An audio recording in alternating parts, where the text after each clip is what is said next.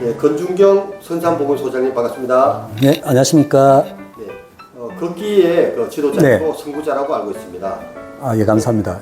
자, 걷기가 우리 인체에 어떤 영향을 주는지 소개 좀 부탁드리겠습니다. 네. 걷기는 유산소 운동인데, 유산소 운동은 매우 많은 시간을 들여 순간적인 힘이 필요 없이 심장이나 폐의 움직임을 자극하고 신체 내부에 유익한 효과를 만들어내는 것이 가능한 운동을 말합니다.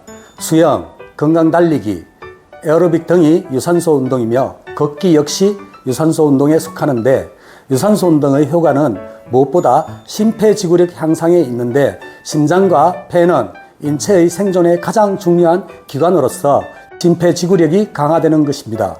뿐만 아니라 고혈압, 고지혈증, 동맥경화와 같은 혈맹과 협심증, 심근경색과 같은 심장 관련 질환도 유산소 운동으로 적절히 예방할 수 있고, 특히 낮은 강도로 장시간을 들여 하는 유산소 운동은 체내 지방 소비를 촉진하는 효과가 큽니다.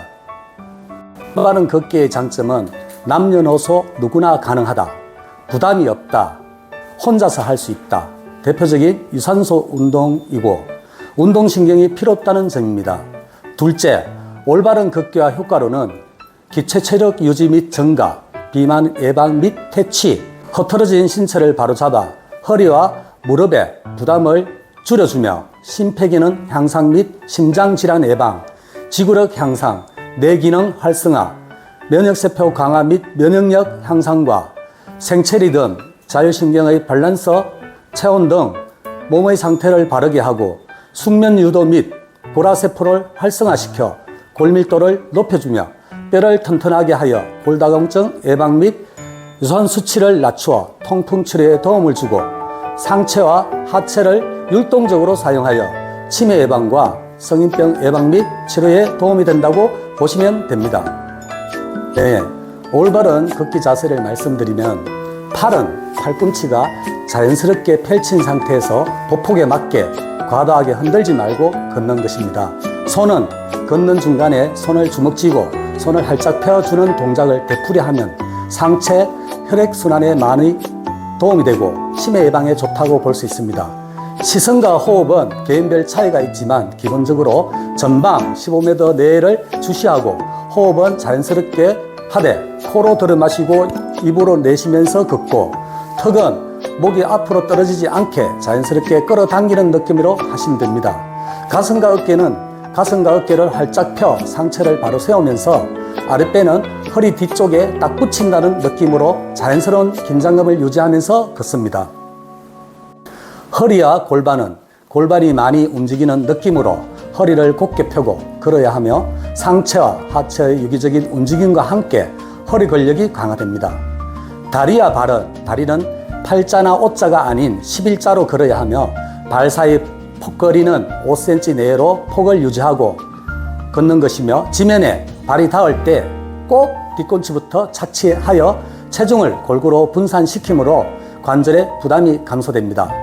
보폭은 본인 신장의 약 45% 정도로 70cm에서 80cm가 좋으며, 빠르고 걷기보다는 보폭을 넓혀서 걷는 것이 더욱 중요합니다. 사람마다 적정한 걷기 운동 시간은 어떻게 되는지요? 네. 걷기는 7330 운동으로, 운동이란 것이 결코 많은 시간을 요구하는 것이 아니라 본인의 체력과 여건에 맞게 적절히 하는 것이 가장 좋고, 일주일에 3번 이상 30분 이상으로 규칙적인 운동을 하는 것이 중요합니다. 사람마다 다 다르지만 비만인 분은 걷기를 주 5일 이상 약간 숨이 찰 정도로 45분 이상 하는 것이 좋으며, 주의사항으로는 운동 전 관절염이나 근육통과 같은 골격 질환 또는 심장 질환의 유무를 확인하고 식사 조절과 병행하여 실시해야 효과가 높고, 또한 굽이 낮고 쿠션이 있는 운동화를 착용하는 것이 좋다고 되어 있습니다. 당뇨인분은 걷기에서 걸음수를 늘리는 것이 좋으며, 식후 1시간 지난 다음에 운동하는 것이 좋고, 여기서 의존형일 경우에는 1일 3회 20분 동안 걸어야 하며, 비의존형일 경우에는 50분 연속 걷기를 하여야 하며, 주의사항으로는 공복 또는 인슐린 복용 직후 운동을 금해야 하며, 운동 전 혈당이 100 이하여야 하며, 또한 늦은 시간 운동은 좋지 않고 발에 상해를 입지 않도록 발을 세심하게 관리하여야 한다고 되어 있습니다. 고혈압인 분은 일반 사람의 혈압 정상 범위는 최대 악력 120에서 최소 압력 80인데 고혈압은 이 수치가 과도하게 높은 상태를 말합니다. 오전 운동보단 오후 운동이 좋고 걷기의 강도를 낮은 강도에서 서서히 올려야 하며 또한 운동도 15분 걷고 15분 휴식하는 식으로 반복 걷기를 해야 한다고 되어 있습니다. 주의사항으로는 겨울철이나 새벽에 운동을 하면 안 되고 걷기 전 충분한 준비 운동 및 운동 부하 검사가 필요합니다. 골다공증인 분은 뼛속의 단백질, 칼슘, 인 등이 감소하여 뼈가 부러지기 쉬운 상태, 즉 골밀도가 정상 성인의 평균치에서 1에서 2.5 SD까지 감소한 것을 말하며 걷기 처방으로는 햇볕을 쬐며 걷는 것이 좋으며 언제까지 걷는 것보다는 얼마만큼 걷느냐를 생각하고 주의사항으로는 뒤로 불안정하게 걷거나 불규칙한 노면길 걷기, 굽 높은 신발 신기 등을 삼가하고 안전된 보행을 해야 한다고 되어 있습니다. 퇴행성 관절염인 분은 퇴행성 관절염은 병원의 엑스레이 촬영으로 쉽게 진단받을 수 있으며 관절 구성 성분의 퇴행성 변화에 따른 통증 및 무릎 변형이 있으며 걷기 처방으로는 걷기 전 충분한 준비 운동과 바른 걷기 자세를 걷는 것이 아주 중요하고 또한 평탄한 길 걷기, 보폭 줄여 걷거나 서택 걷기라고도 불리는 노르딕 워킹을 하는 것이 좋으며 주의사항으로는 통증이 심한 급성기에는 걷기를 하지 않아야 하며 운동 전엔 온팩, 운동 후에는 냉팩으로 찜질을 해줘야 한다고 되어 있습니다. 요통은 구조적 이상 또는 허리 근력 약화에 따른 허리 주변의 전반적 통증을 말하며 걷기 처방으로는 걷기 전 충분한 준비 운동과 바른 걷기 자세가 아주 중요하고 특히 걸을 때 아랫배에 힘을 주고 지그재그로 걷는 것이 효과적이고 주의사항으로는 추운 겨울이나 새벽에 하는 운동을 주의해야 하고 운동 전엔 온팩, 운동 후엔 냉팩으로 찜질을 해주는 것이 좋다고 되어 있습니다. 권준경 선산보건소장님, 선산보건소에서 노르딕 걷기 교실을 운영하고 있는데요. 소개 좀 부탁드리겠습니다. 예. 노르딕 워킹에 대해서 말씀드리겠습니다. 이 노르딕 워킹은 일반 서틱보다 틀리고 이제 서틱을 지고 하는 운동입니다. 이 노르딕 워킹은 북유럽의 스키 크로스 컨트리에서 유래되었는데 스키 선수들이 여름에는 운동을 할 수 없어서 이 노르딕 워킹으로 고안된 사항으로 이게 도입이 된 게 지금 북유럽에서 시작되어 핀란드에서 최초로 시작해서 미국, 일본 등으로 활성화되었는데 우리나라에는 2005에서 2007년도에 도입이 되었는데 지금 현재 우리나라에 그 노르딕 워킹을 하는 회원들이 70만 명에서 100만 명 정도로 지금 운동을 하고 있습니다. 이 운동은 일반 걷기에 비해 심장 박동이 13% 이상 증가되고 일반 걷기에 비해 칼로리 소모량이 2배가 된다고 보시면 됩니다. 제가 이거 한번 보여드리겠습니다. 이게 일반 스틱은 이렇게 이게 지고 하는데 이거는 이게 손에 이렇게 달려 있습니다. 이게 달려 있고 그리고 이제 이 노르딕 워킹은 그 90% 이상 이제 근육을 사용한다고 보시면 되겠습니다. 보통 걷기는 다리로 걷지만은 이 운동은 고관절도 이용하고 어깨를 이용해서 걷는 게 원래 원칙이거든요. 그래서 이게 이 서틱에 보면은 이 서틱을 쥐고 걷기는 항상 11자를 유지하면서 발의 폭 간격은 걷기하고 똑같습니다. 걸을 때도 저희들이 보통 걸을 때는 무릎을 쥐고 이렇게 놓는 경우가 많은데 원래는 고관절을 이용해서 걷는 건데 고관절로 걷는다는 건 무릎을 걷는 게 아니고 다리를 편 상태에서 뒤꿈치부터 놔주는 게 원래 걷기의 정상이거든요.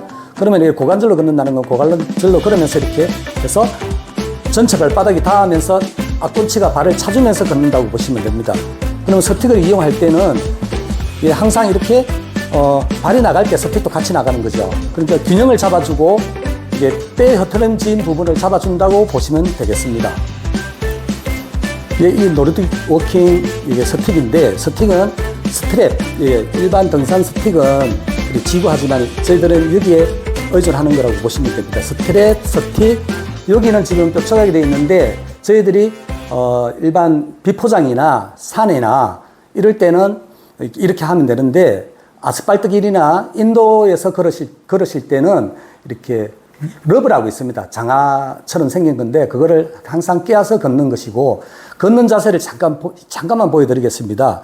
항상 이 운동은 90% 이상 이렇게 상체까지 다 사용하는 운동이기 때문에 스틱을 옆에서 보여드리면은 팔은 항상 굽히면 안 됩니다. 이거는 팔은 굽히면 안 되기 때문에 이런 식으로 이렇게 걸어 나가신다고 보시면 되는데 지금 실내라서 제가 걷는 거를 못 보여드리고 이렇게 걷는 건데 이제 한 동작만 보여드리면 항상 팔을 편 상태에서 걷기 자세하고 똑같습니다. 항상 11자 5cm 벌리고 앞에 15m를 주시하면서 스틱을 이렇게 찍으면서 살짝 놓으면서 걷는데 어깨를 편 상태에서 다리가 먼저 나가면은 스틱도 같이 나가는 거죠.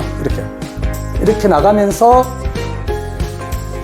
뒤에 게 안 보이는데 그리고 항상 이렇게 나가면서 이렇게 뒤로 스틱을 이렇게 어깨를 밀어주신다고 보시면 돼요. 앞으로 나갔다가 뒤로 올 때는 이게 스틱을 이용하는 게 아니고 우리가 스틱을 놓으면서 항상 이렇게 상체 근육을 사용하신다고 보시면 되겠습니다.